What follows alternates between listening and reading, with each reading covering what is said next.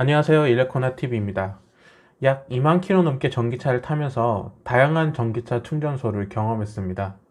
충전을 하면서 느낀 점은 제가 전기차를 타지 않았다면 몰랐을 회사들이 참 많다는 겁니다. 대표적으로 대형 채비, 에버온, 지엔텔 등 이런 회사들은 태어나서 처음 본 회사들입니다.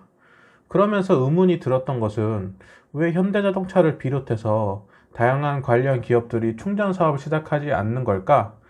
그렇게 이게 수익이 안 나는 사업인가? 라는 생각이 들었습니다. 그래서 자료를 찾아보니 이것은 정부의 제도 때문이었습니다.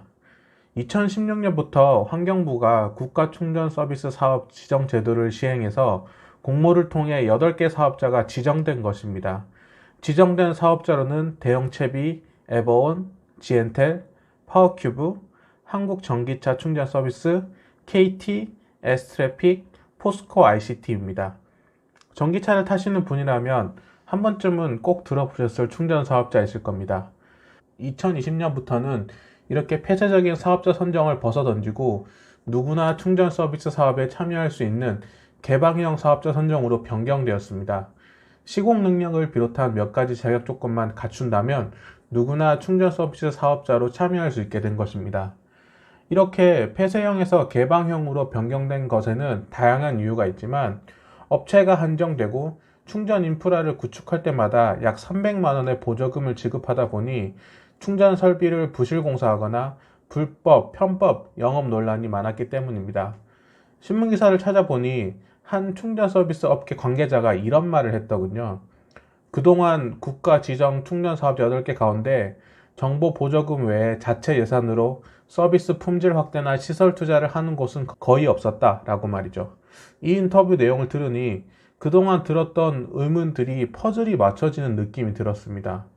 정말 노후되고 관리가 전혀 안 되어 있는 충전기들을 보면서 왜 이럴까 하는 궁금증들이 생겼는데 사업자가 한정되어 있고 설치를 하고 나서 보조금을 받으면 관리를 열심히 할 필요가 없었던 거군요. 실제로 보조금을 받고 공사비를 적게 들여서 말도 안 되는 부실 시공 문제가 있는 충전소들이 그동안 참 많았습니다. 저도 충전을 하러 다니다 보면은 충전선이 차량에 닿지도 않는 곳에 충전 라인이 그려져 있거나 화단을 넘어가야 케이블을 가져올 수 있는 말도 안 되는 시설들이 몇 군데 있었는데 이제야 왜 그럴 수밖에 없었는지 조금 이해가 갑니다. 아무튼 올해부터는 자유 경쟁 체제에 돌입하게 되고 가장 먼저 시장 진출을 선언한 곳이 바로 이마트입니다. 이마트는 그동안 정부가 지정한 전기차 충전 사업자가 아니었기 때문에 외부 협력사 위탁 운영 방식으로 전기차 충전소를 구축 운영해 왔습니다. 지난 26일 이마트는 사업 목적에 전기차 충전 사업을 포함한 전기 신사업 및 전기 사업을 추가하는 안을 주주총회 안건으로 올렸다고 합니다.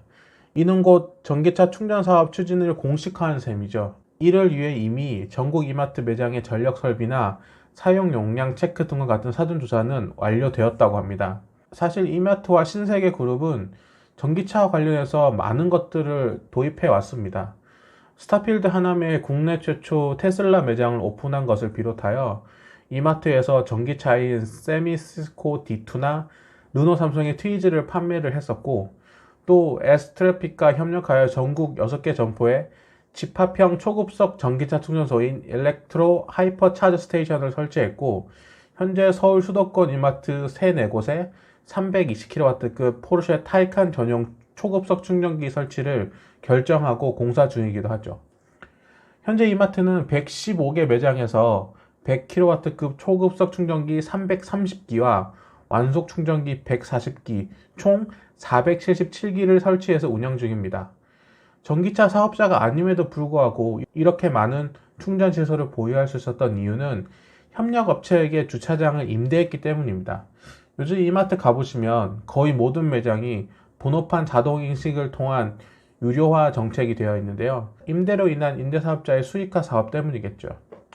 우선 내부적으로 전국 90여 개 매장에 완속 충전기 500기 이상을 구축할 계획이며 매년 30개 지점마다 충전소를 확대해 2021년까지 이마트 전 점포에 충전기를 설치할 계획이라고 합니다. 이마트가 이렇게 충전 사업에 진출하는 목적은 충전비를 받아서 수익을 얻겠다는 것보다 마트에 체류하는 고객들의 편의를 높이는 것에 더 무게를 두는 것입니다. 전기차 충전을 하러 오면 자연스럽게 이마트에 들릴 것이고, 뭔가 사려고 온 것은 아니지만 마음에 쏙 드는 세일을 한다던가 상품이 있다면 자연스럽게 구매로 이어지게 되겠죠. 제 경우에도 대형마트에서 충전을 하는 경우가 많은데, 충전을 시작하고 운동삼아 마트나 한번 쓱 둘러볼까 하다가 나올 때 한두 개쯤 손에 들고 있는 제 자신을 발견하게 됩니다. 이런 충전 사업도 스타필드의 경영 전략과 같은 맥락이라고 생각합니다. 점점 모바일이나 온라인에 치중되는 사람들의 생활 패턴을 극복하고자 오프라인에서 많은 놀거리와 먹을거리를 제공함으로써 사람들을 집 밖으로 끌어내는 것이죠. 더불어 이마트는 현대 글로비스와 친환경 냉장 전기차 배송 서비스 업무 협약을 맺고 이마트몰과 SSG닷컴의 배송 차량을 전기차로 전환하고 있습니다. 이는 향후 이마트 신선식품의 새벽 배송이나 SSG닷컴의 배송 경쟁력을 높이기 위한 물류의 베이스를 활용하겠다는 의미겠죠. 현재 충전 관련 임대 사업이 끝나면 이마트가 독자적으로 운영할 예정인데, 이는 곧 이마트와 SS닷컴의 물류 서비스를 더 강화할 수 있게 된다는 이야기가 됩니다. 다른 회사처럼 물류센터를 따로 설치해야 되거나 주차장을 만들지 않아도 전국 곳곳에 이마트 주차장이 있으니 투자비 절감에 한몫하겠습니다. 2019년 이마트는 매출 14조 6,733억 원, 영업이익 2,511억 원, 당기순이익 2,911억 원을 기록했습니다. 특히 영업이익은 전년 4,893억 원 대비 48.7% 급감했으며 영업이익률은 0.8%로 이마트 역대 최저 수준이었습니다. 오프라인 유통업계의 설 자리가 점점 잃어가는 현 상황에서 이마트의 이런 과감한 투자는 다양한 전망을 만들어냅니다.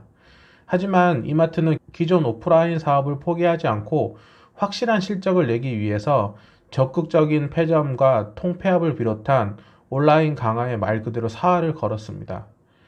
대형마트의 출점은 줄이는 대신 스타필드나 트레이더스, 일렉트로마트와 같이 컨셉이 명확하고 전문적인 매장을 더 강화하고 확대하겠다는 계획이죠. 오프라인 매장을 강화하는데 전기차 충전 사업도 하나의 수단이 될 것이며, 전기차의 등록 대수가 해가 갈수록 늘어가니 그 투자의 결과가 참으로 궁금해집니다. 이마트의 전기차 충전 사업 진출은 전기차를 타는 사람으로서 꽤나 반가운 일입니다. 이마트는 우리나라 최고의 유통회사이며 전국 곳곳의 주요 거리에 꼭 하나씩은 있기 마련이죠. 이렇게 되면 충전 인프라는 자연스럽게 지금보다 더 넓게 퍼짐과 동시에 강화될 것이고, 이마트가 시작하니 롯데마트나 홈플러스 등과 같은 대형마트와 대형 유통사업자들도 멍하니 손 놓고 있지는 않을 겁니다. 더불어 이마트 전기차 충전 사업으로 손님을 이끄는데 성공적인 사업 모델을 만든다면, 이는 신세계 그룹 전체로 확대되면서 신세계 백화점이나 트레이더스와 같은 주요 시설에도 체계적인 충전 인프라가 잘 구축되리라 생각됩니다.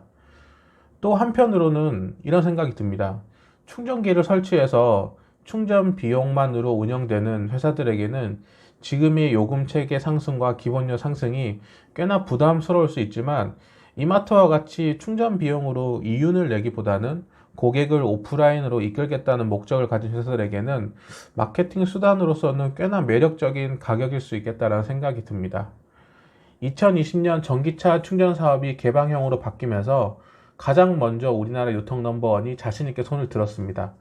우리나라도 이제 정부가 요금 체계를 못 박아버리는 구식에서 벗어나서 여러 회사들이 자발적으로 나서고 서로 경쟁하며 고객 유치를 위해 서비스의 질 향상이나 체계적인 유지보수 관리가 이루어질 것으로 예상됩니다.